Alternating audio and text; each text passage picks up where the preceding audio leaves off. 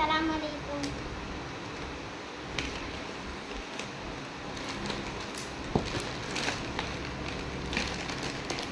இன்னைக்கு வந்து நம்ம என்ன பார்க்க போறோம்னா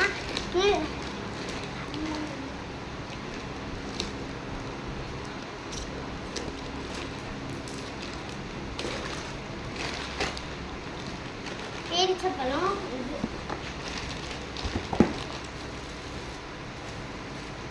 நல்லா ஃப்ரெஷ்ஷாக இருக்கு பாருங்க.